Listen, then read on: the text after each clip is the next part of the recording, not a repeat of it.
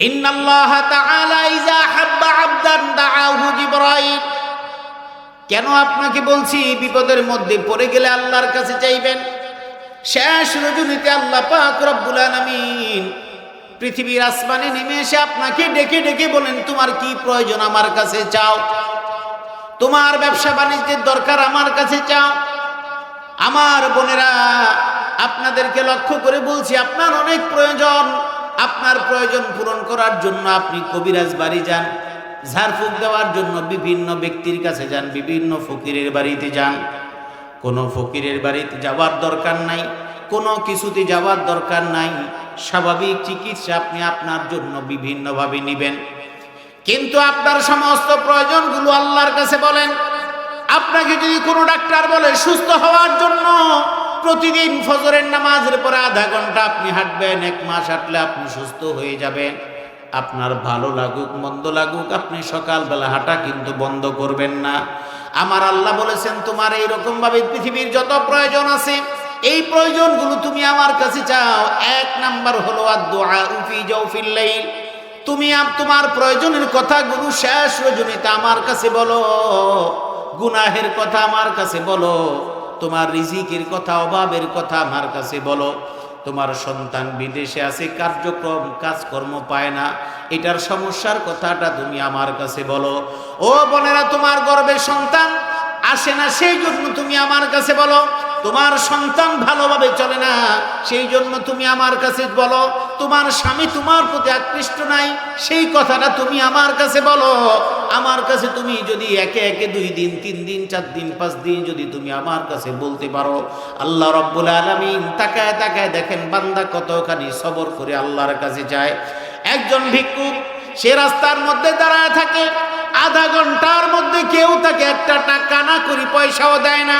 সেই জন্য কিন্তু ভিক্ষুক রাস্তা ছেড়ে চলে যায় না, সে সারাদিন দাঁড়ায় থাকে, একটু অপেক্ষায় থাকে। আজকে 5 জন দেয় নাই, 1 ঘন্টায় দেয় নাই, কিন্তু এমনও দেখা যায় সারাদিন পার হয়ে যাচ্ছে, বিকালবেলা একজন মানুষ এসে তার অন্তরের মধ্যে মহাব্বত সৃষ্টি হয়েছে, অন্ধ মানুষটাকে দেখে গোপনে তার হাতের মধ্যে 500 টাকা দিয়ে গেছে। এখন আপনাকে প্রশ্ন করি, ওই অন্ধ মানুষটা যদি 2 ঘন্টা থাকার পরে যদি কোনো সাহায্য না পাইতো, এই না পাওয়ার কারণে যদি জায়গা ছেড়ে দিত, তাহলে এই টাকাটা আসতো কিনা? কিন্তু ওই ভিক্ষুক রাস্তা ছাড়ে নাই, ওই জায়গায় দাঁড়িয়েছিল আর হাত পেতে বলেছে, কে জান ভাই, আমি 2টা চোখে দুনিয়া দেখি না, আমাকে সাহায্য করেন। কারো অন্তরের মধ্যে মায়া তৈরি হয় নাই। কিন্তু একজন ব্যক্তি হঠাৎ করে গাড়ি থেকে নেমে পকেট থেকে 500 টাকার নোট একটা তাকে দিয়ে গাড়িতে উঠে চলে গেল। এই অন্ধ মানুষটাও দেখে না, ওই ব্যক্তিটাও তাকে চিনে না।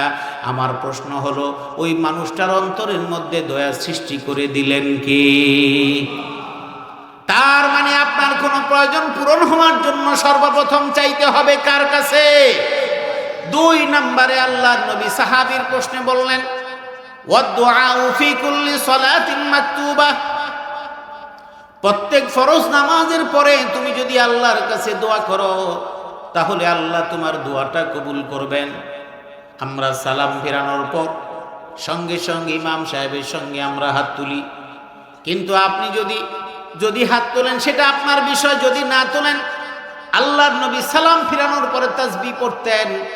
যখন 2 দিকে সালাম ফিরাতেন, আল্লাহ নবী বলতেন আস্তাগফিরুল্লাহ আস্তাগফিরুল্লাহ আস্তাগফিরুল্লাহ, 3 বার ইস্তিগফার পড়তেন। এরপরে কিছু দোয়া পড়তেন, আল্লাহুম্মা আনতাস সালাম মিনকাস সালাম, এই দোয়া পড়তেন। আয়াতুল কুরসি পড়তেন, সূরা ফালাক নাস পড়তেন, এমন কিছু দোয়া পড়তেন। এইরকম ভাবে আপনি যা পারেন, যদি দোয়া একান্ত নাও পারেন, ইস্তিগফারটা আপনি পড়ছেন, কিছু সময় তাসবিহ তাহলিল সুবহানাল্লাহ আলহামদুলিল্লাহ আল্লাহু আকবার পড়ছেন।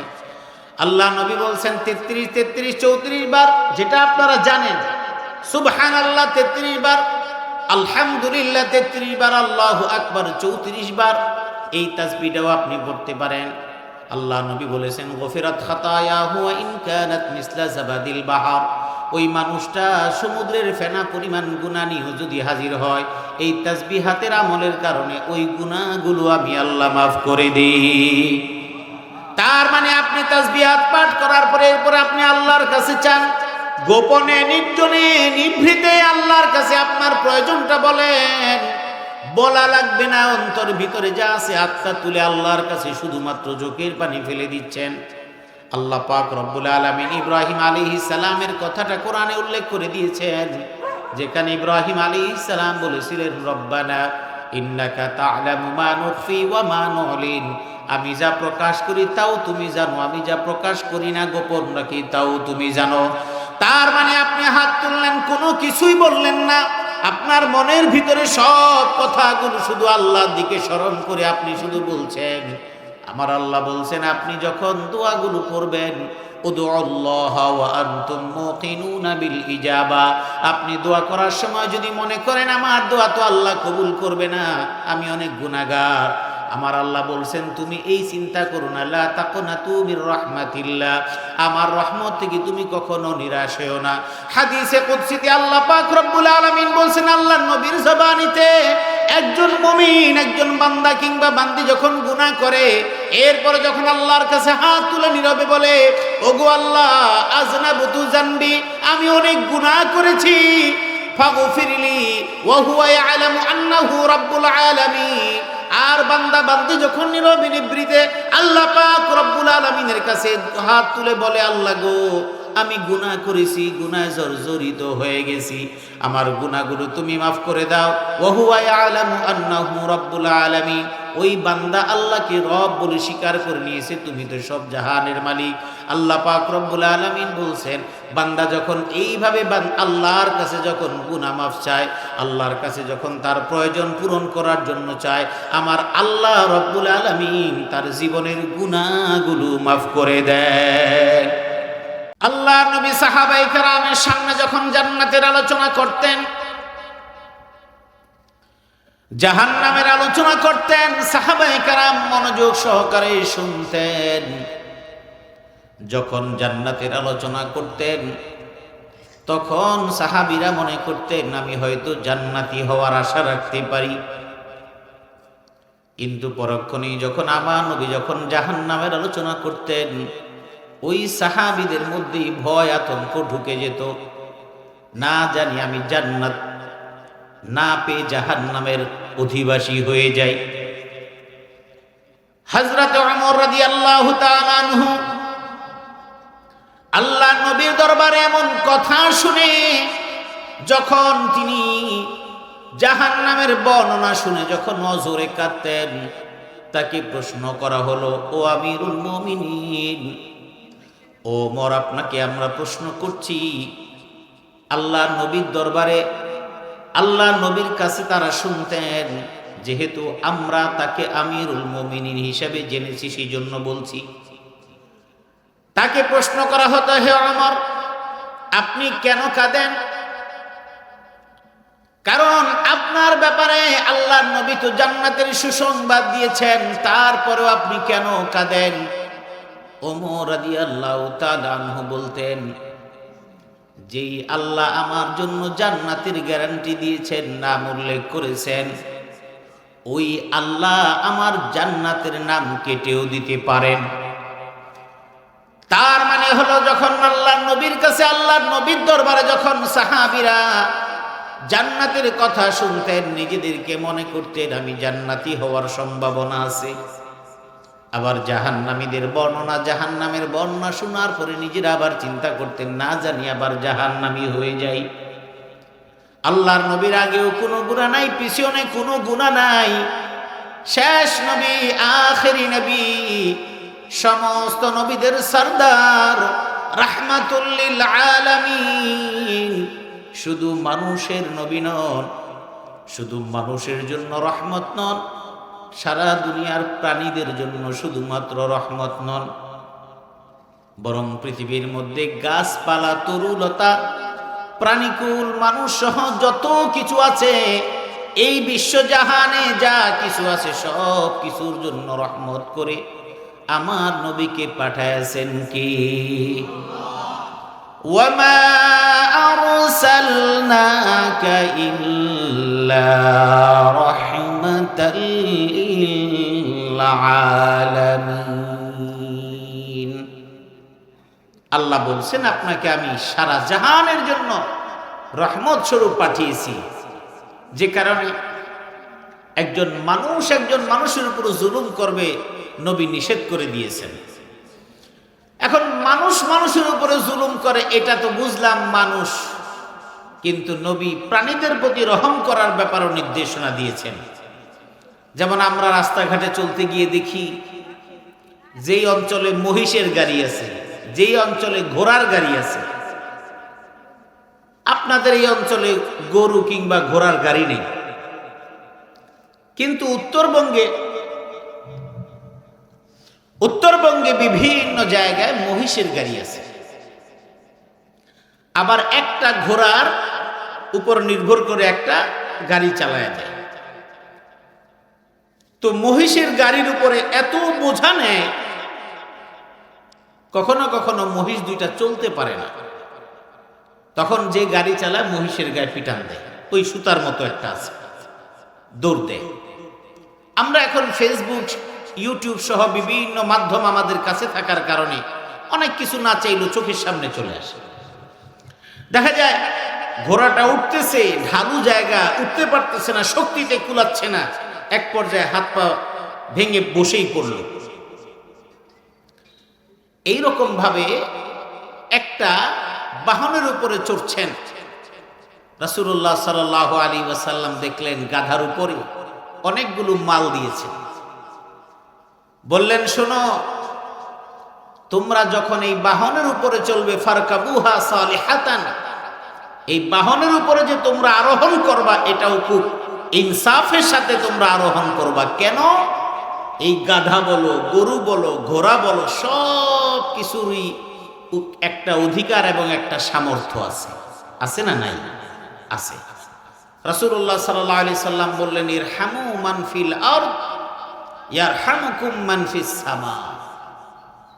জমিনের উপরে যারা বিচরণ করে তাদের উপরে তুমি রহম করো, দয়া করো, তোমাদের উপরে রহম করবেন কে? আল্লাহ। ইয়ারহামুকুম মান ফিস সামা, আসমানে যিনি আসেন তিনি তোমাদের উপর দয়া করবেন। সুবহানাল্লাহ। আল্লাহ নবী বললেন, তোমরা যেই প্রাণীটাকে লালন পালন করো, তোমরা যেই প্রাণীর উপরে বাহন হিসেবে ব্যবহার করো, ঘোড়ার উপরে ওঠো, উটের উপরে ওঠো, বিভিন্ন প্রাণীর উপরে ওঠো, তোমরা ওঠার সময় তার পিঠের মধ্যে সামর্থ্যের বেশি বোঝায়া চাপা দিবা না, তাদের উপরে সামর্থ্যের বেশি বোঝা তুমি চাপিয়ে দিবে না। ওই সামর্থ্যের চাইতে বেশি বোঝা চাপিয়ে দিলে ওই প্রাণীর কষ্ট হবে। এই দিকে যেমন তুমি খেয়াল করবা, সেই সঙ্গে আরেকটা জিনিস তোমাকে খেয়াল রাখতে হবে, যেই প্রাণী দিয়ে তুমি বাহন করো, চড়ো, যেই প্রাণীর উপর নির্ভর করে বোঝাটা নাও, যেই প্রাণীটা তোমার কাছে আছে তুমি ব্যবহার করো, তুমি সেখান থেকে উপকৃত হও। ওই প্রাণীর জন্য প্রয়োজনীয় খাবার দাবার যা দেওয়া দরকার সব তুমি দিবে। যদি প্রাণীটাকে খাবার দাবারে তুমি যদি কষ্ট দাও, তাহলে কিয়ামতের ময়দানে আল্লাহর কাছে তোমার বিচারের কাঠগড়ায় দাঁড়ানো লাগবে। আপনার বাড়িতে যে গরুটা আছে, গরু আপনাকে দুধ দেয়, মুরগি আপনার ঘরে আছে, মুরগি আপনার ঘরে আছে, ডিম দেয়। বিভিন্ন ধরনের প্রাণীগুলো আপনি লালন পালন করেন, তার প্রয়োজন, তার সব কিছু পূরণ করা লাগবে আপনার। আল্লাহর নবী সাইয়্যিদুল মুরসালিন রাহমাতুল লিল আলামিন, এই সমস্ত কারণে তাকে পাঠানো হয়েছে শুধু মানুষের জন্য নয়, পৃথিবীর সমস্ত প্রাণীর জন্য রহমত বানিয়েছেন কি? ওই আল্লাহ আমাদেরকে বলে দিয়েছেন, ওয়ালা তাকুফু মা লাইসা লাকা বিহি ইলম ইন্নাস সামআ ওয়াল বাসারা ওয়াল ফুআদা কুল্লু উলাইকা কানা আনহু মাসউলা ওয়ালা তামশি ফিল আরদি মারহা إنك لن تخرق الأرض ولن تبلغ الجبال طولا আল্লাহ রাব্বুল আলামিন বলছেন, যে বিষয়ে তুমি জানো না সেই বিষয়ে তুমি কাউকে কোনোদিন কথা বলবে না, তুমি অহংকার করবে না, জমিনের উপর অহংকার করে তুমি চলবে না। জমিনের ভিতরেও যেমন তুমি যেতে পারবে না, আসমান এবং পাহাড়ের উপরেও তুমি উঠতে পারবে না। তার মানে আল্লাহ পাক রব্বুল আলামিন আমাদেরকে, আমরা ইবাদত বন্দেগী দিয়ে আমরা আল্লাহর কাছে নাজাত পাওয়ার সম্ভাবনা কম। নাজাত যদি পেতে হয় তাহলে একমাত্র রহমত যদি আল্লাহ করেন, তাইলে আমাদের নাজাত পাওয়া সম্ভব, ঠিক কিনা? আপনি 20 বছর নামাজ পড়লেন, 30 বছর যাবত নামাজ পড়তেছেন, 30 বছরের কোনো নামাজই আল্লাহর কাছে কবুল হলো না, আল্লাহ না করুন, তাহলে আপনি কি নামাজ দিয়ে জান্নাতে যেতে পারবেন? হজ করলেন, যাকাত দিলেন, আবার অনেক কিছু করলেন, কিন্তু আপনার ব্যবহারটা খুব খারাপ, মানুষকে কষ্ট দিয়েছেন, আপনি চলে গেছেন, সবাই আপনার ব্যাপারে বলে লোকটা নামাজে রোজায় ইবাদতে ভালো ছিল কিন্তু ব্যবহারটা অনেক খারাপ। আছে না নাই? ভালো করে একটু শুনবেন। মরে যাওয়ার পরে লোকেরা বলছে লোকটা এমনি ভালো, নামাজ কালামে ঠিক, কিন্তু মুখটা অনেক খারাপ। এমন লোক আছে না নাই? মাথায় টুপি আছে, মুখে অনেক সুন্দর দাড়ি আছে, কিন্তু যদি কখনো কারো সাথে কোনো বিষয়ে লাগে তাহলে এমন সব গালিগালাজ করে, তখন যারে দেয় সেও লজ্জা পায়, যে শুনে সেও লজ্জা পায়, কিন্তু যে দেয় সে লজ্জা পায় না। আছে না নাই? আছে।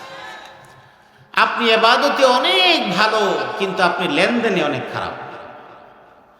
আপনি নামাজে তো খুব ভালো, একদম আজান হয়ে গেলে মসজিদে চলে যান, আপনি সামর্থ্য অনুযায়ী দান সৎকাও করেন, কিন্তু আপনার লেনদেন খারাপ। লেনদেন খারাপ কি? আপনি কারো কাছ থেকে টাকা ধার নিয়েছেন, ধার নেওয়ার পর ওই টাকাটা যে দিতে হবে এটা আপনার আর মাথায় নাই। কোন দোকান থেকে আপনি বাকি খেয়েছেন, আছে না, প্রয়োজনের তাগিদে মানুষ বাকি আনে না, কিছু টাকা জমার পরে আর ওই দোকানের সামনে দিয়ে আপনি হাঁটেন না। কারণটা কি? কারণ হলো আপনি তার থেকে এড়ায়া চলতে চান। এমন লোক আছে না নাই? আছে। এরপরে আপনি এখানে সেখানে মানুষের ব্যাপারে এমন কথা বলেন যেই কথার সত্যতা সম্পর্কে আপনি আসলে জানেন না। এমন কথা বলার লোক আছে না নাই? আমাদের সমাজে ম্যাক্সিমাম ঝামেলাগুলো বাঁধে একজন আরেকজনের সম্পর্কে না জেনে কথা চালাচালি করার কারণে। আমাদের দেশে অনেক অবসরের মানুষ আছে, অথবা একবেলা কাজ করে তারপরে দুপুর থেকে ফ্রি, এরপরে চায়ের দোকানে বলি, বিভিন্ন দোকানে বলি, সেখানে বসে বসে গল্প গুজব করতে করতে তখন আমরা বিভিন্ন জনের সমালোচনায় ব্যস্ত হয়ে যাই। আমরা এর দ্বারা এক একজনের সম্মান ইজ্জতটা নষ্ট করে দিচ্ছি, আমি টেরও পাচ্ছি না। এরপরে আমি নামাজে ঠিক, রোজায় ঠিক, হজে ঠিক, যাকাতে ঠিক, সব ঠিক, কিন্তু আমার অহমিকা অনেক বেশি। এমন লোক আছে না? এই সমাজে টাকাওয়ালা আছে, এই সমাজে টাকা নাই কিন্তু জনবল আছে, এই সমাজে ক্ষমতা আছে, সেটা রাজনীতির হতে পারে অথবা যে কোনোভাবে হতে পারে। এই ক্ষমতাবান লোকেরা তারা অহংকারের কারণে অনেক মানুষকে অনেকভাবে কথা বলে। এমন অহংকারী লোক আছে না নাই? আল্লাহ রাব্বুল আলামিন কি বলছেন? ওয়ালা তামশি ফিল আরদি মারাহা। আগে বলছেন ওয়ালা তাকফু মা লাইসা লাকা বিহি ইলম। যার ব্যাপারে, যে ব্যাপারে তুমি জানো না সেই কথা তুমি কখনো বলবে না।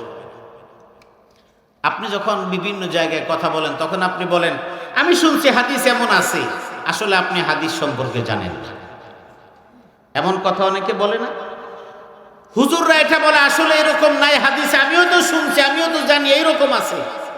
আপনি যে হাদিসটা জানেন আসলে কি আপনি এটাকে হাদিস হিসেবে জানছেন কিনা? সমাজের মধ্যে এমন বহু কথা আছে যেই কথাগুলোকে মানুষ হাদিস মনে করে, অথচ হাদিসের সাথে এর কোনো সম্পৃক্ততাও নেই।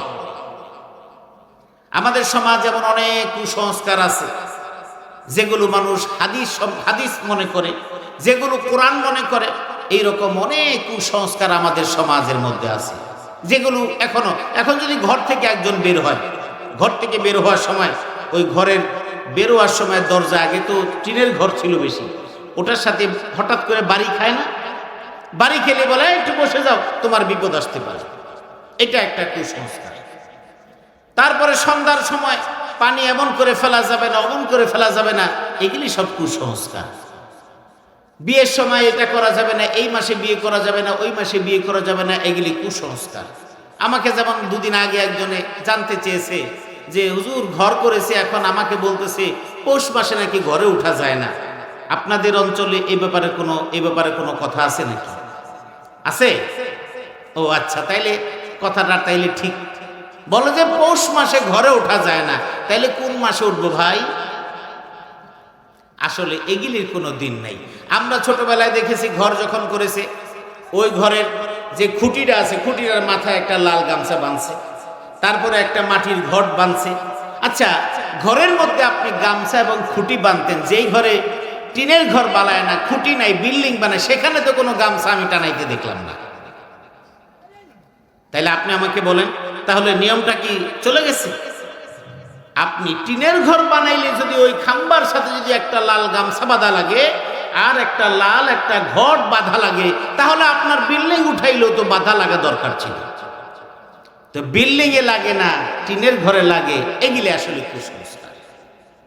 এগুলির মধ্যে যেহেতু আমাদের অঞ্চলে বা আমাদের বাংলাদেশে হিন্দু সমাজের একটা প্রচলন ছিল, এবং বিশেষ করে এই সমস্ত বাড়ি ঘরের কাজকর্মগুলো হিন্দু মিস্ত্রিরাই করত। তাদের ধর্মীয় বিশ্বাসের সাথে মুসলমানরা থাকতে থাকতে ওই বিশ্বাসের কারণে এই কাজগুলো করেছে। তো এই জন্য অনেকেই না জেনে কথা বলেন, এটা হাদিসে আছে। আসলে আপনি না জেনে কোনো কথা বলবেন না, কারণ যেটা আপনি নিশ্চিত, আপনি কোনো আলেমের কাছ থেকে শোনার পরে যদি আপনি নিশ্চিত হন হ্যাঁ এই ব্যাপারে হাদিসে আছে, তাইলেই শুধু আপনি বলতে পারেন আমি আলেমদের কাছে শুনেছি এই রকম কথাটা তারা বলেছেন হাদিস। তাহলে কথাটা আলেমদের কাছে শুনেছি, তারা বলেছেন হাদিস, দায় দায়িত্ব আপনার না, দায় দায়িত্ব তার। কিন্তু যদি আপনি যেটা হাদিস না, আপনি বললেন এটা হাদিস, আল্লাহর নবী বলেছেন, যেটা হাদিস না কিন্তু সে বলল এটা রাসূল বলেছেন, আমার নামে চালায় দিল, মান কাযাবা আলাইয়া মুতাআম্মিদান ফালিয়াতাবাওয়া মাকআদাহু মিনান নার। যে কথা আমি বলি নাই অথচ ওই কথাটা সে আমার নামে চালায় দিল, সেজন্য জাহান্নামে তার বসার জায়গা করে নিল, নাউযুবিল্লাহ। এরপরে আমাদের সমাজের সামাজিক অবস্থা তো আছেই, শুনছেন নাকি? বলে কি অমুকের পোলায় তো বলে এমন ওই জায়গায় একটা মামলা খায় নাকি ধরা খাইছে। আসলে কিছুই না, কে বা কারা সরাইছে, আপনি তার নামে আরেকজনকে বললেন, পাশের বাড়ির একটা মেয়ে সম্পর্কে বললেন, ছেলের সম্পর্কেও বললেন, অমুকের বউ সম্পর্কে বললেন, অথচ এইরকম কোনো ঘটনা ঘটে নাই। কিন্তু আপনি যে ছড়াইয়া দিলেন, আপনি যে বলে দিলেন, আপনি না জেনে বললেন, কোরআন আপনাকে নিষেধ করে দিয়েছে, ওয়ালা তাকফু মা লাইসা লাকা বিহি ইলম। যে ব্যাপারে তুমি জানো না, তুমি এ ব্যাপারে নিশ্চিত তোমার জ্ঞান অর্জন হয় নাই, ওই ব্যাপারে তুমি কখনো বলতে যেও না। একজনের কাছ থেকে শুনছো, শোনার পরে তুমি মনে করলা এটা আমি বলে দিই না, তুমি যা শুনলা এই শোনার ব্যাপারও তোমার জবাব দেওয়া লাগবে। কানকে জিজ্ঞেস করবে, জবানকে জিজ্ঞেস করবে, চোখকে জিজ্ঞেস করবে, সব কিছুকে জিজ্ঞেস করবে। এই জন্য সমাজের মধ্যে ধ্বংসের কয়েকটা কারণ আছে। সমাজে আপনার আমার ধ্বংসের কয়েকটা কারণের এক নাম্বার কারণ, সেটা হলো কোনো কিছু না জেনে রটনা রটায় দেওয়া। এটা হলো সমাজের মধ্যে বিশৃঙ্খলা এবং আমার ধ্বংসের কারণ। দ্বিতীয়ত হলো আমার ভিতরে অহংকার সৃষ্টি হওয়া। 3 নাম্বার হলো আমার ভিতরে হিংসা সৃষ্টি হওয়া। এগুলি আমার ব্যক্তিগত ধ্বংসের কারণ। কিভাবে? আল্লাহ পাক রব্বুল আলামিন বলছেন, ওয়ালা তামশি ফিল আরদি মারাহা ইন্নাকা লান তাখরিকাল আরদা ওয়া লান তাবলুগাল জিবালা তুলা কুল্লু যালিকা কানা সাইয়্যুহু ইনদা রাব্বিকা মাকরুহা। আল্লাহ পাক রব্বুল আলামিন বলছেন, জমিনের উপরে তুমি অহংকার করে চলো না। অহংকার কি জিনিস? অহংকার মানে হলো দামি পোশাক আশাক পরার নাম অহংকার না। অহংকার হলো আচরণের মধ্যে অহংকার। রাস্তা দিয়ে যাচ্ছেন, একজনের সঙ্গে কথা বলছেন, সে যুবক হোক কিংবা বৃদ্ধ হোক, মধ্যবয়সী হোক, আপনি তাকে বলে দিলেন, এই বেটা তুই আমারে চিনস নাকি? এই যে কথার মধ্যে আপনি তাকে এই রকম ধমকের সুরে কথা বললেন, এটার নাম অহংকার। আমাদের সমাজে একজন মানুষ মসজিদে ঢুকলেন বা আপনি এক জায়গায় গেলেন, একটা মানুষকে পাশে দেখলেন, ওই লোকটা এসে বসার কারণে আপনি জায়গা থেকে উঠে গেলেন, তার মানে তার সাথে বসার মতো অবস্থা আপনার নাই। এমন লোক আছে না সমাজে? এমন মানুষ আছে, তার সাথে আপনি ভালো করে কথাও বলছেন না, অথবা আপনার সাথে কেউ ভালো করে কথা বলছে না। কেন? সে মনে করে আপনার সাথে কথা বলার লেভেলটা তার ঠিক নেই, আপনি অনেক নিচু মানের, সে অনেক উপরে মানের, এই জন্য সে আপনার সাথে কথা বলাটাকে খুব একটা পছন্দ করে না। এটাও অহংকার। পোশাক আশাক গায়ে দিয়ে নামাজের মধ্যে আমরা যখন নামাজে যাই, একটু সুন্দর কাপড় পরলে চিন্তা করি এই তো মসজিদের ময়লা লেগে গেল, এইবার ঝাড়ি, এদিকে ঝাড়ি, ওদিকে ঝাড়ি, এই কাজগুলো অহংকার, অথচ আপনি টেরও পান না। হোটেলে গেছেন খাওয়ার জন্য, মেসিয়ারকে জোরে ডাক দিলেন, এই বেটা পৌঁছে গেলি তাড়াতাড়ি, হঠাৎ করে একটু পানি পড়ে গেল, আপনি খুব থাপাস করে থাপ্পড় মেরে দিলেন, এগুলি অহংকার। এগুলি আপনার হাতে শক্তি আছে, এখন দেখাতে পারেন, শক্তি নেই আপনি দেখাতে পারবেন না। আর একটা হলো হিংসা। হিংসাটা কি? আমাদের সমাজে এটা খুব আছে। আরেকজনের বাড়ি, সে আমারটা খায় না, পরে না, কিচ্ছু করে না, কিন্তু তার উন্নতি দেখলে আমার ভিতরে জ্বলে পুড়ে ছারখার হয়ে যায়। আছে না? রাসূল সাল্লাল্লাহু আলাইহি ওয়াসাল্লাম বলেছেন, হিংসুক যখন সে হিংসা করে, হিংসার দ্বারা যাকে নিয়ে হিংসা করে তার কোনো ক্ষতি হয় না, বরং হিংসুক নিজেই হিংসায় জ্বলে পুড়ে পড়ে। আপনার বাড়ির পাশে একজন বিত্তশালী হয়ে গেছে, তার ছেলেটা বিদেশে আছে, আপনার বাড়ির ছেলেও বিদেশে আছে, আপনার সন্তানও বিদেশে কিংবা চাকরি করে কিংবা ব্যবসা করে। পাশের বাড়ির মানুষটার সন্তান ভালো কিছু করেছে, আপনার সন্তান করতে পারে নাই। আপনি সারাক্ষণ তার এই উত্থানে আপনি নিজের ভিতরে জ্বলে পুড়ে মরছেন, আর মনে প্রাণে চাচ্ছেন তারটা যেন ধ্বংস হয়ে যায়। হিংসা কি জিনিস আল্লাহর নবীকে প্রশ্ন করা হলো, আল্লাহর নবী বললেন, হিংসা এমন একটা জিনিস, অন্যের কোনো ভালো কিছু দেখার পরে তারটা ধ্বংস হয়ে যাওয়া কামনা করা, আর তার সেই সৌভাগ্যটা নিজের মধ্যে চলে আসার কামনা করা, এটার নাম হিংসা। কিন্তু একজন মানুষ যদি হিংসা করে, এই হিংসার দ্বারা ওই ব্যক্তির ভাগ্যের কোনো পরিবর্তন হয় না, বরং যে হিংসা করে ওই হিংসার কারণে সে ব্যথিত হয়, সে ক্ষতিগ্রস্ত হয়, সে ধ্বংস হয়ে যায়। রাতের বেলা ঘুমাইতে পারেন না, ছটফট ছটফট করতেছেন না। মনে রাখবেন, পৃথিবীর মধ্যে যাকে আল্লাহ রাব্বুল আলামিন যখন পাঠাইছেন, আপনার সন্তানকে পাঠানোর আগে আপনার সন্তানের রিজিক বরাদ্দ করে দিয়েছেন কে? আপনার সন্তান আপনার স্ত্রীর গর্ভে আসার পরে তার আগে নির্ধারণ করে দিয়েছেন। কিন্তু যখন আপনার গর্ভের সন্তান, আপনার স্ত্রীর গর্ভের সন্তান যখন এসেছে, রূহটা দেওয়ার আগে আল্লাহ পাক রব্বুল আলামিন এই পৃথিবীর মধ্যে যতদিন সে বাঁচবে, এই বাঁচার দিনগুলো সে যা খাবে, যা পড়বে, যা ভোগ করবে, এই সব কিছু আল্লাহ রব্বুল আলামিন নির্ধারণ করেছেন। সুতরাং সেই মানুষটা তার ভাগ্যে যা আছে, এর চাইতে বেশি কেউ কোনোদিন খেতেও পারবে না। সুতরাং এই কাজগুলো আমাদের থাকা যাবে না। রাসূলুল্লাহ সাল্লাল্লাহু আলাইহি ওয়াসাল্লামের কাছে সাহাবায়ে কেরাম প্রশ্ন করলেন, ইয়া রাসূলুল্লাহ, আমাদের মধ্যে বহু মানুষ আছে যারা নাকি সুন্দর পোশাক পরে, কাপড় পরে, চোপড় পরে, সব কিছু পরে, এটা কি অহংকার? নবী বললেন, যা সুন্দর পোশাক আশাক পরা অহংকার না, সুন্দর পোশাক আশাক অহংকার না, বরং আল্লাহ রাব্বুল আলামিন নিজে সুন্দর এবং সুন্দরকে ভালোবাসেন। তবে অহংকার কি?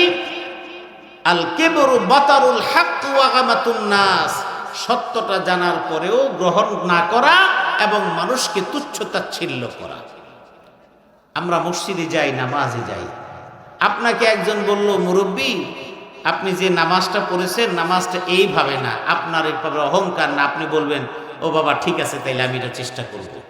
কিন্তু আপনি বলেন, তুই আমার তো বেশি জানোস, এত বছর যাবৎ পড়তেছি, কেউ তো কোনো কথা বলে না, এই রকম কথা বলাটা অহংকার। আর একটা মনে রাখবেন, আপনি পৃথিবীতে যা করবেন, আপনি যা করবেন সেটা আপনাকে রিটার্ন আরেকজনের মাধ্যমে আপনাকে আল্লাহ দিয়ে দিবেন। এই জন্য পৃথিবীর মধ্যে আমরা যারা আছি, আমরা যদি মনে করি যে আমাদের যা ইবাদত বন্দিগি আছে, এই ইবাদত বন্দিগি দিয়ে আল্লাহর কাছে নাজাত পেয়ে যাব, এটা ভুল। আমার নাজাতের সবচেয়ে বড় মাধ্যম আল্লাহর রহমত। কথা বলেন, আল্লাহর রহমত। রহমত যদি আল্লাহ না করেন, কেউ আল্লাহর কাছে নাজাত পাবে না। এখন আপনার মধ্যে হতাশা, আপনি জীবনের নামাজ অনেক মিস করেছেন, রোজা মিস করেছেন, অনেক অপরাধ করেছেন, যে অপরাধগুলো কেউ জানে না। এখন আপনার রাস্তাটা কি? আল্লাহ রাব্বুল আলামিন বলছেন, পৃথিবীর মধ্যে যত মানুষ আমার বান্দা বান্দি আছে, এই বান্দা বান্দিরা যদি তার অপরাধের কথা যদি আমার কাছে স্মরণ করে, রাতের গভীরে আমার কাছে যদি দোয়া করে, ইস্তেগফার করে, আল্লাহ রাব্বুল আলামিন বলছেন তার জীবনের যত গুনাহগুলো আছে আমি আল্লাহ তার গুনাহগুলো মাফ করে দেই। আল্লাহ নবী বলেছেন, তুমি যদি এমন গুনাহ করো, গুনার পরিমাণ এমন হয়ে গেছে আসমান পর্যন্ত গুনাহ ভরে গেছে, আল্লাহ নবী বলেছেন লাতুবতুম লাতাবাল্লাহু আলাইকুম, তোমার গুনাহ ওই আসমান পরিমাণ পর্যন্ত ভরে গেছে, তুমি এখন নাজাতের কোনো গ্যারান্টি তোমার কাছে নাই, তুমি হতাশার মধ্যে আছো। আল্লাহ নবী বলছেন ওই হতাশার মধ্যে তুমি থেকো না, তুমি আমার কাছে আসো। মসজিদে যখন মুয়াজ্জিন আজান দেয়, তখন আজানের সঙ্গে সঙ্গে তুমি মসজিদে দৌড়াইয়া যাও। কারণ তুমি যদি কোনো বিপদে পড়ো, তুমি যদি মামলা মোকদ্দমার জন্য কোনো বিপদের মধ্যে পড়ো, দৌড়ে তুমি উকিলের কাছে গিয়ে তার চেম্বারে তাকে ফোন দিয়ে চেষ্টা করো, আমি আপনার কাছে আসতে চাই, কখন চেম্বারে বসবেন? উকিল সাহেব বলে আমি আজকে বসবো না, কালকে বসবো। আপনি অসুস্থ হয়ে গেলেন, আপনার অসুস্থতার কারণে একজন ডাক্তার দেখাবেন। একজনের সঙ্গে যোগাযোগ করলেন যে ভাই আমার শরীরে এই সমস্যা, আমি কি করতে পারি? এই কথা বলার পরে ওই ব্যক্তিটি আপনাকে বলে দিল এমন একজন বিশেষজ্ঞ ডাক্তার অমুক জায়গায় বসেন, 3 দিন পরে আসবে। আপনি অপেক্ষা করেন, অপেক্ষায় থাকেন, ওই ডাক্তারের কাছে যাওয়ার জন্য আপনি সচেষ্ট হন। তার মানে হলো যার যেটা প্রয়োজন সেই সময় তার কাছে যাওয়ার জন্য আপনি রেডি হয়ে যান। আল্লাহ পাক রব্বুল আলামিন বলছেন তোমার এমন অনেক সমস্যা আছে, গুনাহ করেছো, এই গুনাহের জন্য তুমি হতাশাগ্রস্ত হয়ে গেছো, কোন জায়গায় যাবা তুমি তা খোঁজ পাচ্ছ না। তোমার বয়সে অনেক কিছু অপকর্ম, অনেক অপরাধ করেছো, যে অপরাধের কথাগুলো দুনিয়ার মানুষ এখনো জানে না। আমি তোমার জন্য অপেক্ষায় আছি। আমার আল্লাহ বলেন একজন আইনি জটিলতার কারণে সে যেমন উকিলের কাছে দৌড়ায়, একজন শারীরিক অসুস্থতার কারণে সে যেমন ডাক্তারের কাছে দৌড়ায়, এইরকম হাজার হাজার সমস্যা হলে তেমনি তার প্রয়োজন পূরণ করার জন্য যেখানে গেলে প্রয়োজন পূরণ হয় সেখানে যেমন দৌড়ায়। বান্দা যখন আমার কাছে ক্ষমা চায়, ওই বান্দা যদি আমার কাছে এসে যদি সেজদা দেয়, মসজিদে মুয়াজ্জিনের আজান শোনার পরে দৌড়ে মসজিদে চলে যায়, এবার ইমামের পিছনে নামাজ আদায় করলো, এই ব্যক্তিটা উজু করলো, নামাজ পড়লো, এই লোকটা যখন আল্লাহর কাছে আমার কাছে যখন হাত তুলে দোয়া করে, আমার আল্লাহ বলেন ওই ব্যক্তির গুনাহগুলো আমি আল্লাহ মাফ করে দেই। প্রশ্ন করলেন ওগো আল্লাহর নবী, কোন সময়ে দোয়া করলে আমার আল্লাহ দোয়া কবুল করবেন? তার মানে এটা আপনারও প্রশ্ন। এই কথা হলো আপনার প্রয়োজন কার কাছে চাইবেন, আপনার সমস্যার কথাগুলো কার কাছে বলবেন? আল্লাহর নবীকে সাহাবীরা প্রশ্ন করলেন আইয়ুদ দুআই আসমাউ, ওগো নবী কোন সময় দোয়া করলে আল্লাহ দোয়া কবুল করেন? আমি কোন সময় দোয়া করব? ওই সময় দোয়া করব যাতে করে আমার দোয়া আল্লাহ কবুল করে নেন, আমার রহমত প্রাপ্তি নিশ্চিত হয়, আমার গুনাহ মাফ হয়। আল্লাহ নবী বললেন আদ-দুআউ ফি জাওফিল লাইল, 1 নাম্বার হলো গভীর রজনীতে, মধ্য রজনীতে দোয়া করলে দোয়া কবুল হয়। তার মানে তাহাজ্জুদের সময়, ফজরের আজান যখন দেয় সেই আজানের আগের সময়। আল্লাহর নবী হাদিসে বলেছেন, বুখারীতে বর্ণিত হয়েছে, ইয়াতানাজ্জালু রাব্বুনা তাবারাকা ওয়া তাআলা ফি কুল্লি লাইলাতিন ইলাস সামাঈদ দুনিয়া হিনা ইয়াবকা সুলুসুল লাইলিল আখির।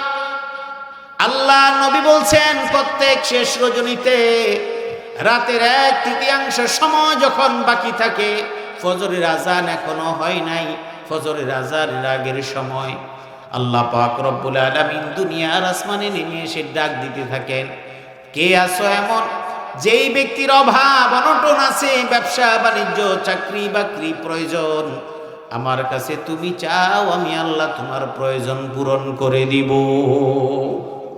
এটা কিন্তু আমার কথা না, নবীর কথা বলছি। আমরা আমাদের প্রয়োজনে ডাক্তার কাছে গিয়ে বলি ডাক্তার এই সমস্যা, উকিলের কাছে গিয়ে বলি এই সমস্যা, আবার আমার টাকার প্রয়োজন তখন আত্মীয় স্বজনের কাছে গিয়ে বলি আমার কিছু টাকা পয়সা দরকার, যদি তুমি আমারে ধার কর্জ দিতা। বলি কি বলি না? ওই যেই ব্যক্তির কাছে আপনি ধার কর্জের জন্য যাইবেন, তার আগে আল্লাহর কাছে আপনি হাত পাতেন।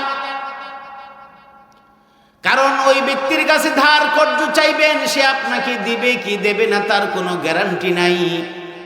কিন্তু আল্লাহ রব্বুল আলামিনের কাছে চেয়ে যদি মঞ্জুর করতে পারেন, তাহলে যেই মানুষটা দিবে চিন্তা করেছেন, দেখবেন সে দেয় নাই, কিন্তু যার কাছে আশা করেন নাই সে কখনো কখনো দিয়ে দেয়। বিপদের মধ্যে পড়েছেন, 20,000 টাকা দরকার, আপনার খুব ঘনিষ্ঠ একজন মানুষ যিনি বহু টাকার মালিক, তার কাছে গিয়ে আপনি চাইলেন, তার কাছে 5টা টাকাও আপনি পাইলেন না। তার বর্ণনা শুনে মনে হইল আপনার পাশের বাড়ির জমিটা বিক্রি করে তাকে আরো ধার কর্জ দেওয়া দরকার। আপনি হতাশ হয়ে গেলেন। আল্লাহ রব্বুল আলামিন বলছেন, এই পৃথিবীটা অত ছোট না, তুমি আমার কাছে চাও, হতাশ হওয়ার কোনো কারণ নাই, কারণ তুমি কোথাও হতাশ হবে না, আমি তোমার সঙ্গে আছি। আপনি শুধু মনে মনে চাইতেছেন আল্লাহ আমার এই বিপদ থেকে উদ্ধার হওয়া দরকার, মনটা খারাপ। এমন একজন মানুষের সঙ্গে দেখা হয়ে গেল, আত্মীয় বন্ধু বান্ধব যে হতে পারে। তোমার মনটা কেন খারাপ বললেন? এমন এমন পেরেশানিতে আছি, তোমার কাছে বলে তো লাভ নাই, কারণ আপনি জানেন তার কাছে টাকা পয়সা নাই। কিন্তু সে আপনার কাছে শোনার পরে তার মনের মধ্যে দয়া সৃষ্টি হলো। এবার বলল, ভাই তোমার কত টাকা দরকার? বলছেন 20,000 টাকা দরকার। এই প্রশ্ন করার পরে মনে করলেন এই লোক জিজ্ঞেস করে কেন, তার তো দেওয়ার ক্ষমতা নাই। কিন্তু এবার বলল, ভাই আপনি কবে দিতে পারবেন? বললেন আমার 2 মাস সময় লাগবে। বলল, আমার কাছে একজনের টাকা রাখা আছে, আমি আপনাকে দেই। আপনি শোনার পর অবাক হয়ে গেলেন, কি করে সম্ভব? যার কাছ থেকে পাওয়ার আশা করেছেন তার কাছে পান নাই, যার কাছে পাওয়ার আশা করেন নাই, যার কাছে প্রয়োজনের কথাও বলেন নাই, কিন্তু ওই ব্যক্তি আপনাকে যখন সহযোগিতা করছে বুঝে নেবেন ওই ব্যক্তির মন আপনার প্রতি নরম করে দিয়েছেন কি, এবং আপনাকে ওই জায়গা মতো আল্লাহই পৌঁছে দিয়েছেন। তার মানে আপনার প্রয়োজন কেউ পূরণ না করলেও পূরণ করবেন কে? বিশ্বাস হয়? বিশ্বাস হয়? হযরত ইউনূস আলাইহিস সালামের কথা শুনেছেন। নিজের এলাকার মানুষেরা দাওয়াত গ্রহণ করে নাই। এক পর্যায়ে বিভিন্ন কারণে তাদের প্রতিবাদ, তাদের আচরণে অতিষ্ঠ হয়ে তিনি এলাকা ছেড়ে চলে গেলেন। এক পর্যায়ে মাছের পেটেও তিনি চলে গেলেন। সবাই জানেন ইউনূস আলাইহিস সালাম, ওই মাছকে আল্লাহ পাক রব্বুল আলামিন নির্দেশনা দিয়েছেন তুমি তাকে গিলে ফেলবা। কারণ এই পার হওয়ার সময় নদীর মধ্যে, সমুদ্রের মধ্যে যেই জাহাজের মধ্যে উঠল, ওই জাহাজের মধ্যে ওঠার পরে তাদের নিয়ম অনুযায়ী লটারির মাধ্যমে ঝড়ঝাপটা সব কিছু আসলো, লটারির মাধ্যমে ইউনূস আলাইহিস সালামের নাম উঠলো, ফেলে দিল। আমি ঘটনা বলা উদ্দেশ্য না, মূল কথাটা আল্লাহ পাক রব্বুল আলামিনের সমস্ত প্ল্যান প্রোগ্রাম করা। আল্লাহ পাক রব্বুল আলামিন মাছকে নির্দেশনা দিলেন তুমি তাকে পেটের মধ্যে নিয়ে নিবা। ঠিক পেটের মধ্যে নিয়ে নিল। ওই জায়গার মধ্যে এমন একটা জায়গা অন্ধকার, এক তো রাতের বেলা অন্ধকার হয়, 2 নাম্বার সমুদ্রের পানির নিচে অন্ধকার, 3 নাম্বার মাছের পেটের মধ্যে অন্ধকার। ওই জায়গায় যাওয়ার পরে কোনো মানুষের বাঁচার কোনো সম্ভাবনা নাই। কিন্তু আল্লাহ পাক রব্বুল আলামিন এমন এক জায়গার মধ্যে থাকার পরেও নবীর কাছ থেকে একটা পরীক্ষা করলেন, ঈমানের পরীক্ষা করলেন। ওই নবী ওই মাছের পেটে থাকতে থাকতে তিনি আল্লাহর কাছে দোয়া করলেন, লা ইলাহা ইল্লা আনতা সুবহানাকা ইন্নী কুনতু মিনাজ জালিমিন। নবীর কাছে বল, নবী আল্লাহ পাক রব্বুল আলামিনের কথা স্মরণ করে বললেন, ওগো আল্লাহ, তুমি ছাড়া কোনো ইলাহ নাই, তুমি ছাড়া কোনো মাবুদ নাই, তুমি ছাড়া কোনো ক্ষমতাবান নাই। সুবহানাকা ইন্নী কুনতু মিনাজ জালিমিন, তুমি পুত পবিত্র, তুমি সবচেয়ে পবিত্রতম। আমি যা করেছি আমার উপরে আমি অন্যায় করেছি। এই কথা বলার পরে আল্লাহ পাক রব্বুল আলামিন তার দোয়া কবুল করলেন এবং তাকে বাঁচায় রাখলেন। মাছের পেট থেকে দুনিয়ার মধ্যে আবার দিয়ে দিলেন কি? সমস্ত জায়গায় আপনি যত বিপদের মধ্যে পড়েন না কেন, যত জায়গায় আপনার সব কিছু রহমত করবেন কে? আল্লাহর নবী মুহাম্মদুর রাসূলুল্লাহ সাল্লাল্লাহু আলাইহি ওয়াসাল্লাম। আল্লাহর নবীকে মেরে ফেলতে হবে, কারণটা কি? কোনো অন্যায় না, ভালো মানুষ বেশি, এই জন্য মেরে ফেলতে হবে। আমাদের সমাজে দেখবেন, আমাদের সমাজে যেই মানুষগুলো বেশি ভালো তার পিছনে শত্রুর সংখ্যা বেশি থাকে, ঠিক কিনা বলেন? আপনার এলাকায় যেটা সবচেয়ে বেয়াদব তার কোনো শত্রু নেই, আছে? বেয়াদবের কোনো শত্রু নেই, কারণ যে উচ্ছৃঙ্খল, যে বেয়াদব, তার সাথে কেউ পারে না, তার কাছেও কেউ যায় না। কিন্তু যেই মানুষটা আদব কায়দায় খুব ভালো ভদ্রলোক, একটু সুযোগের অপেক্ষায় থাকে, যদি কিছু হয় অমনি দেখা যায় তিনি বিভিন্নভাবে আক্রান্ত হয়ে যান। যেমন মনে করেন একজন ব্যক্তি নিরীহ মানুষ, তিনি কোনো এক জায়গায় কোনো কিছু করতে গিয়ে হঠাৎ করে কোনো একটা প্যাচে পুরনে পড়ে গেছেন। সবাই, কিছু মানুষ থাকে তারে আরো প্যাচের মধ্যে কেমনে ফেলানো যায়, কিন্তু তাকে সহযোগিতা করার জন্য কেউ আসে না। কিন্তু যেই মানুষগুলো বেয়াদব উচ্ছৃঙ্খল, এই মানুষগুলো দেখবেন, এই মানুষগুলোকে এলাকার লোকে ভয় পায়, এলাকার লোকে ডরায়, এদের ব্যাপারে কোনো শব্দ কেউ কোনোদিন করে না। আছে না নাই? কথা বলেন, আছে না নাই? নিরীহ মানুষের জায়গা যদি শক্তিশালী কোনো মানুষ দখল করে, আপনি বিভিন্ন জায়গায় বিচার চাইলেও আপনি বিচার পাইবেন না, কারণ দুর্বলের পক্ষে কোনো মানুষ দাঁড়ায় না, শক্তিশালীর পক্ষেই দাঁড়ায়। কারণ ওই জায়গায় সে যত অন্যায় করুক না কেন, তার পক্ষেই মানুষ দাঁড়ায়, তার পক্ষেই কথা বলে। আল্লাহ রাব্বুল আলামিন আল্লাহর নবীর বিরুদ্ধে সবাই লেগে গেল, তাকে হত্যা করে ফেলবে। আমি এটা বুঝাতে চাচ্ছি, যত বিপদ হোক, যত যাই কিছু হোক না কেন, আপনি আপনার কর্ম দিয়ে, আপনার ইবাদত দিয়ে আপনি আল্লাহর কাছে নাজাত পাবেন না। বিপদের মধ্যে পড়বেন, আপনাকে কেউ উদ্ধার করতে পারবে না।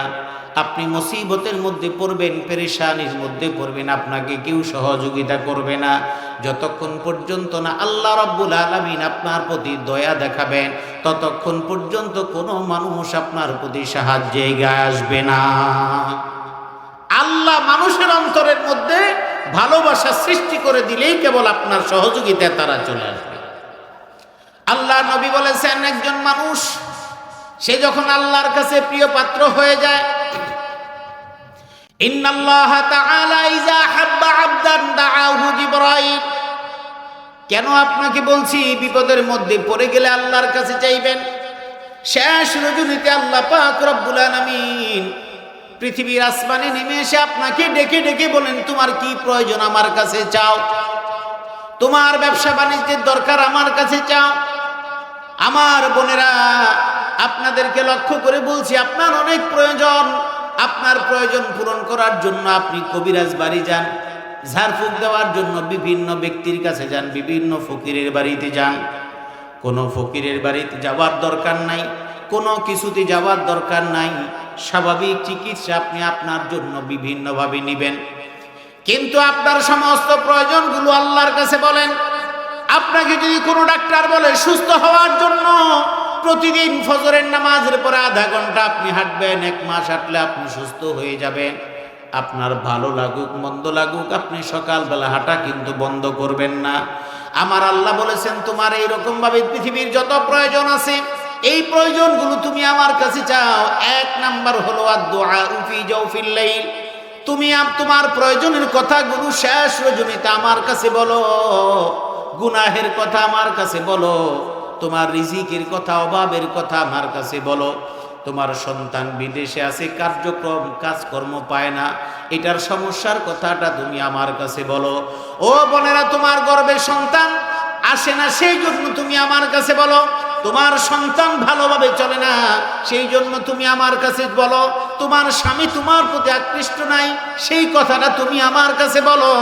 আমার কাছে তুমি যদি একে একে 2 দিন 3 দিন 4 দিন 5 দিন যদি তুমি আমার কাছে বলতে পারো, আল্লাহ রাব্বুল আলামিন তাকায় তাকায় দেখেন বান্দা কতখানি সবর করে আল্লাহর কাছে যায়।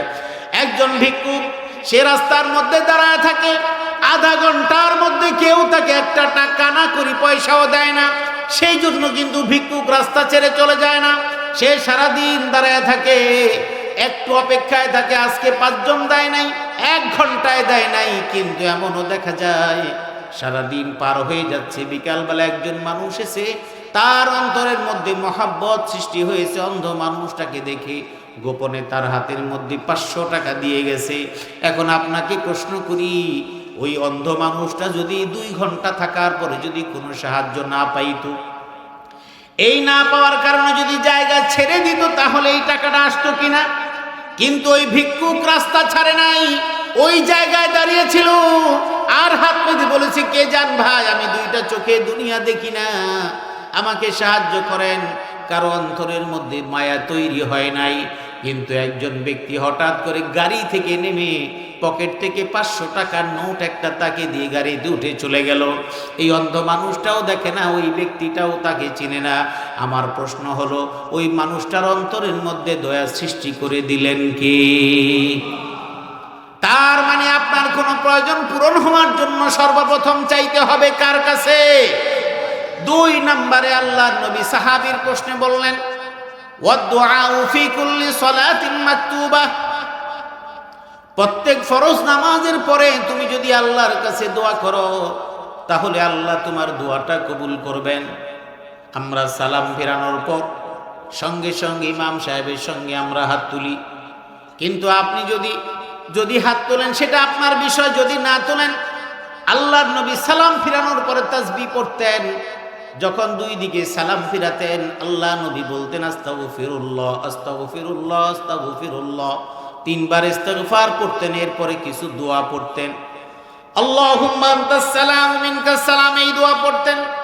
আয়াতুল কুরসি পড়তেন, সূরা ফালাক নাস পড়তেন, এমন কিছু দোয়া পড়তেন। এইরকম ভাবে আপনি যা পারেন, যদি দোয়া একান্ত নাও পারেন, ইস্তিগফারটা আপনি পড়ছেন, কিছু সময় তাসবিহ তাহলিল সুবহানাল্লাহ আলহামদুলিল্লাহ আল্লাহু আকবার পড়ছেন।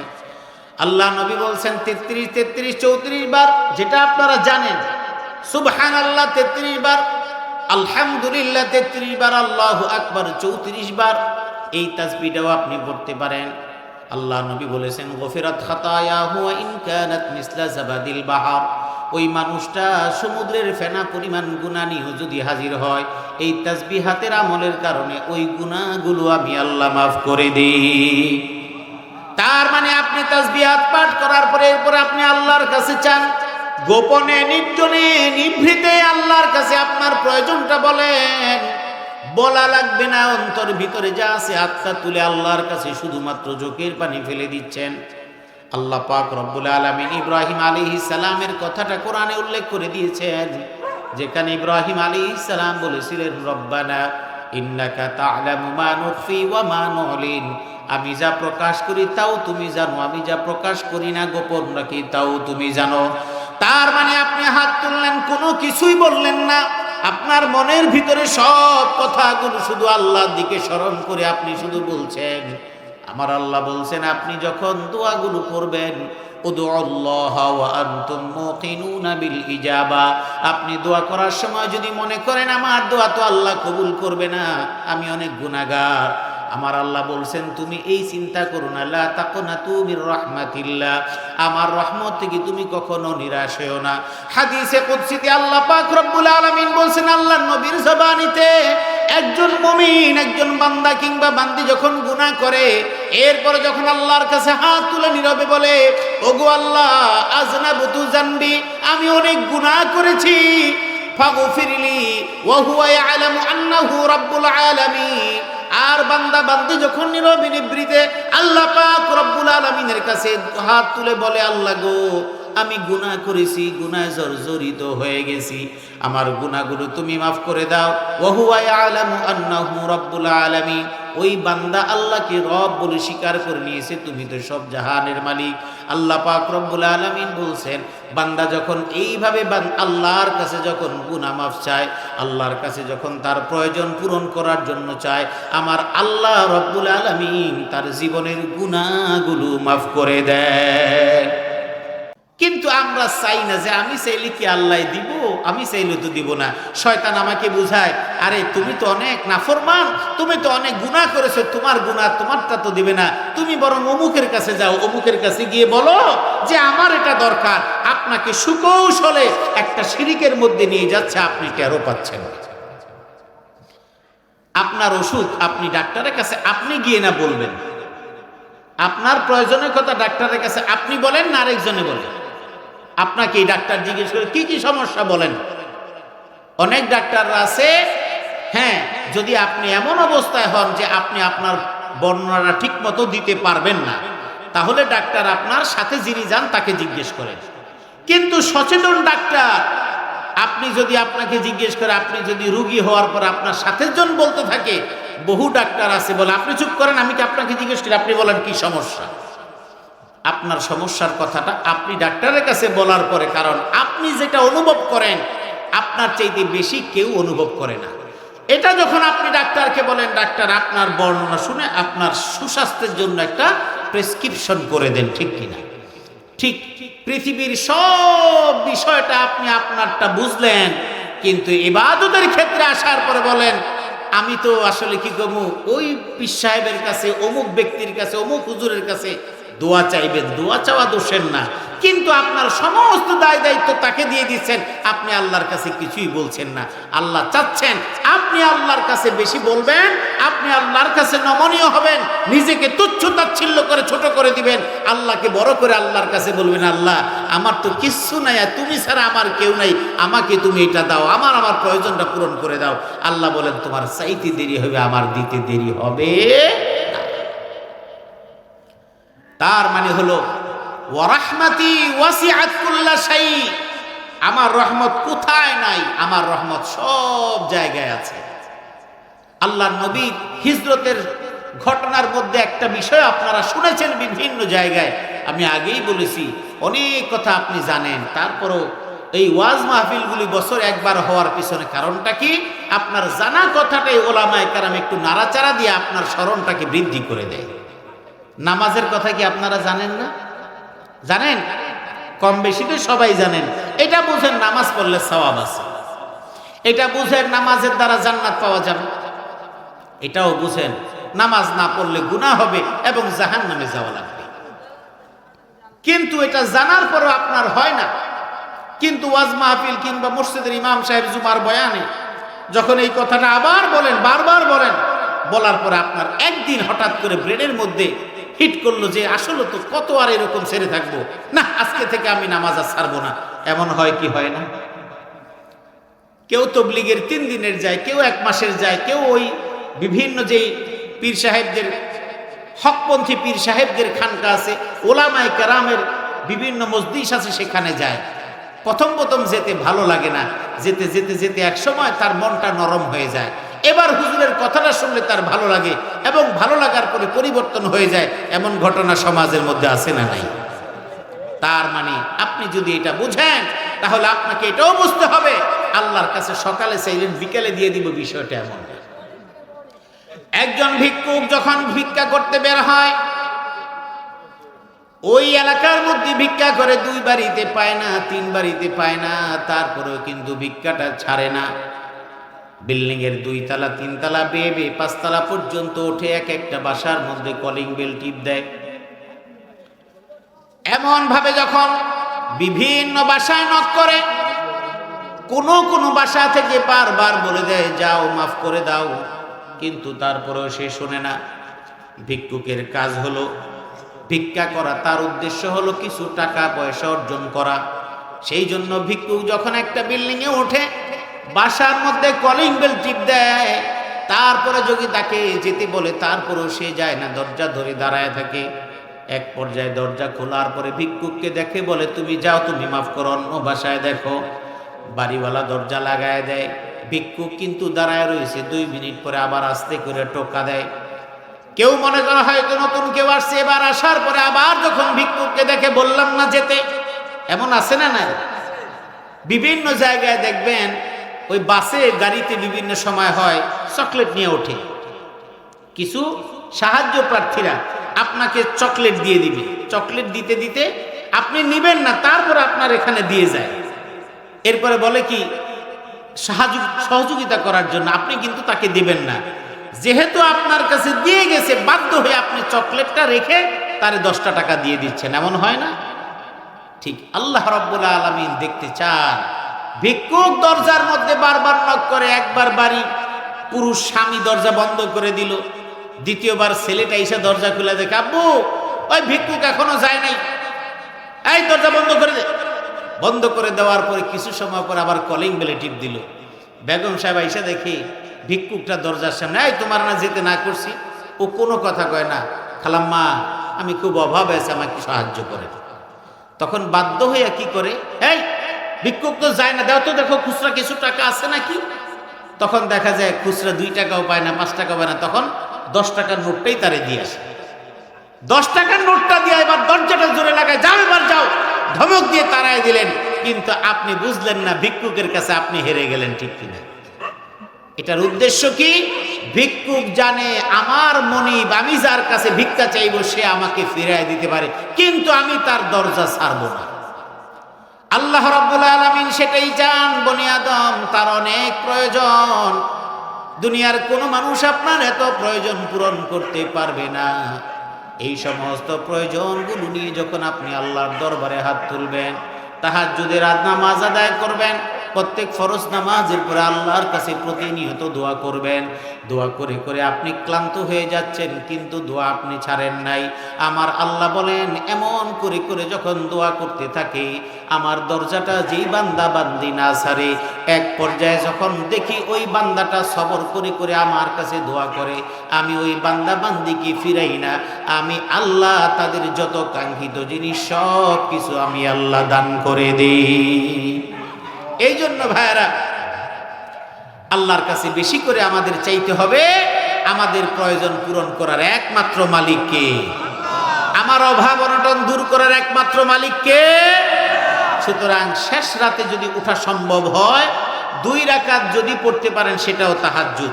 অনেকে মনে করে 8 রাকাত না পড়লে মনে হয় না। আপনি 2 রাকাত পড়েন, 4 রাকাত পড়েন। সলাতুল লাইলি মাসনা মাসনা, রাসূল বলেছেন রাতের নামাজ 2 রাকাত করে আপনি যা পারেন পড়েন, এটাই আপনার তাহাজ্জুদ। এরপরে ফরজ নামাজে সালাম ফিরানোর পরে কি তাসবিহাত পাঠ করে নীরবে আল্লাহর কাছে আপনি দোয়া করেন, আপনার চোখের পানি কখনো বিফলে যাবে না। আল্লাহ নিজে বলেছেন, লা তাকনাতু মির রাহমাতিল্লাহ, আমার রহমত থেকে তুমি কখনো নৈরাশ হইও না। আর মানে হলো আপনি যত গুনাহ করেন না কেন, আসমান পরিমাণ গুনাহ হয়ে গেছে, কিন্তু আল্লাহ নবী বলেছেন, লা তুবতুম লাতাবাল্লাহু আলাইকুম, যখন একজন মানুষ তোমরা যখন তওবা করো, আল্লাহ রাব্বুল আলামিন সেই তওবাকে কবুল করে নেন। যে কারণে আরাফাতের ময়দানে হাজিরা যান, সেখানে অনেক গুনাহ নিয়ে হাজির হয়, কিন্তু সেখানে যখন আল্লাহর কাছে মাফ চান, আল্লাহ তখন মাফ করে দেন। এই লাখ লাখ হাজিদেরকে যখন গুনাহ মাফ করতে থাকেন, শয়তান এই দৃশ্যটা দেখে পাগলের মতো হয়ে যায়।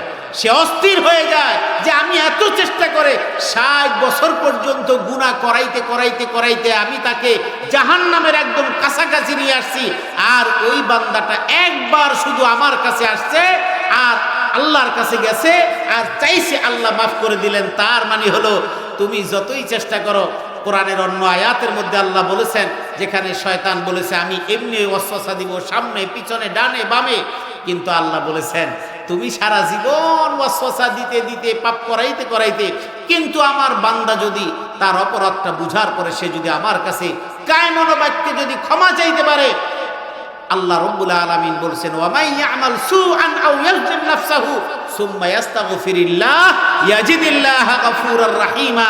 সে যদি বুঝে তার কাছে যদি আল্লাহ ক্ষমা চাইতে পারে, আল্লাহর কাছে যদি সে ক্ষমা চাইতে পারে, আল্লাহ বলছেন আল্লাহকে গফুর পাবেন, রাহিম পাবেন। তার মানে তার গুনাহগুলো আল্লাহ পাক রব্বুল আলামিন মাফ করে দিবেন। সুবহানাল্লাহ। এই জন্য আমাদের যত প্রয়োজন সবটুকু প্রয়োজনের কথা বলবো কার কাছে? জোরে বলেন কার কাছে? আপনি যখন নামাজে দাঁড়ান, এটা কিন্তু আল্লাহর সাথে কথাবার্তা বলার মাধ্যম। মনোযোগ সহকারে নামাজ, রুকু, সিজদা, তাসবিহাত গুলো করবেন। এরপরে নামাজ শেষ, সালাম ফিরানোর পরে তো তাসবিহাত করে একদম নীরবে আল্লাহর কাছে আপনার প্রয়োজন বলবেন। একদিনে হয় না, 2 দিনে হয় না, 5 দিনে হয় না। আপনি যেই সময় দোয়া ছেড়ে দিলেন, এমন হতে পারে ওই সময় দোয়া কবুলের টাইম। এই জন্য দোয়া কখনো ছাড়া যাবে না। রহমত করবেন কে? আল্লাহ পাক রব্বুল আলামিন আমাদের সকলকে তার রহমতের ছায়ায় আমাদেরকে পরিপূর্ণতা দান করুন, আমিন। আল্লাহ পাক রব্বুল আলামিন আমাদের মধ্যে যারা অসুস্থ আছেন তাদেরকে সুস্থতা দান করুন। যারা অভাবে আছেন আল্লাহ পাক প্রত্যেকের অভাবকে দূর করে দিন, আমিন। ওয়া আখিরু দাওয়ানা আলহামদুলিল্লাহি রাব্বিল আলামিন।